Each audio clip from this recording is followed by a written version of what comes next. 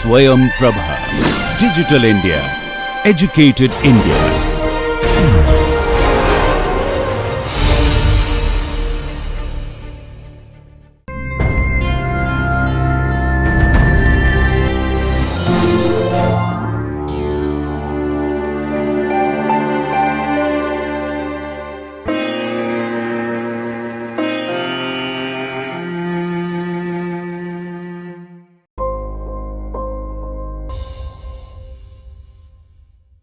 So till now we looked at how to generate a function file, how to invoke it, how to load a function file, and so on. So in the previous example, we saw that we had multiple inputs to the function, but there was only one output. Functions in R basically take multiple input objects, but returns only one object as an output. But this is not a limitation. You could have multiple outputs that are sent out from an R function by simply making a list of all the results that you want within the function and send the list out so that multiple outputs can be seen outside. So we take the same example of volume cylinder, but we have called it volume cylinder underscore memo for multiple inputs and multiple outputs. Just like before, the function takes two arguments, diameter and length. Now, the first line of the function basically calculates the volume, which is pi times diameter squared times length by 4. Now, on top of the volume, let's also try and see if we can calculate the surface area of the cylinder and then send both the volume and the surface area outside the function. So the surface area is basically pi times diameter times length. So using the two input arguments, diameter and length, two outputs have been calculated, which are volume and surface area. Now, since I can send only one output, what I do is I make a list called result, which is an identifier. Then it is going to automatically assume that the first argument is for the diameter and the second argument is for the length. Now, if you actually wanted to pass the length as the first argument and diameter as the second argument, it is possible if you use the identifier to go with it. So this is what we show here. Volume is volume cylinder, length equal to 10, dia equal to 5, and you get the same result 196.3495.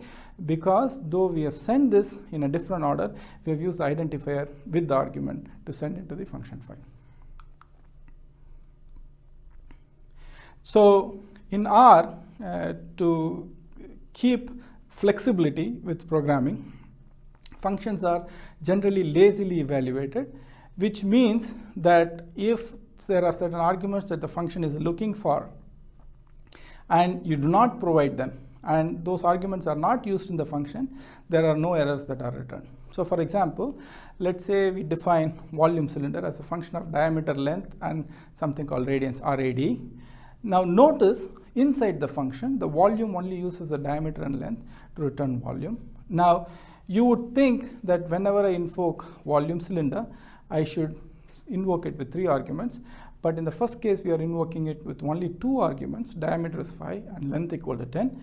I still get a result for volume, which is 196.3495. Though I didn't provide any value for RAD, since that was not used within the function, there was no error that was thrown. However, in the second example, we do the same thing. But if you look at the function form, inside we have volume that we are computing, and then we have a command which says print rad and then return volume. Now when you try to run this function with diameter and length alone, you will get an error saying rad is missing, because that is something that is part of a function which R is not able to find out what that is. So as long as these are arguments which do not matter in terms of the computations inside the function, R will still lazily evaluate it and not throw errors while you are evaluating these functions. In summary, you can open a function file by clicking the icon that is there, or going to file and then opening a new file, or opening an already existing file.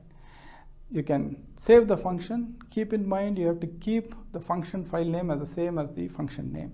So in the previous case, volume cylinder was the function name and the R file was volume cylinder.R. Once you do this, you have to invoke the function every time you want to run by pressing source, and you invoke the function with the right number of inputs to execute the function after loading the function by pressing this button. Now, if you close and start a session, clear the console, and then let's say you are in the same folder and then you're trying to run volume cylinder 510, it says I cannot find volume cylinder. This is because every time you have to, once you clear the console, you have to load the function again before that can be invoked. So in this case, though volume cylinder is there, it says it cannot find the function, but once you load the function, you will be able to work with volume cylinder.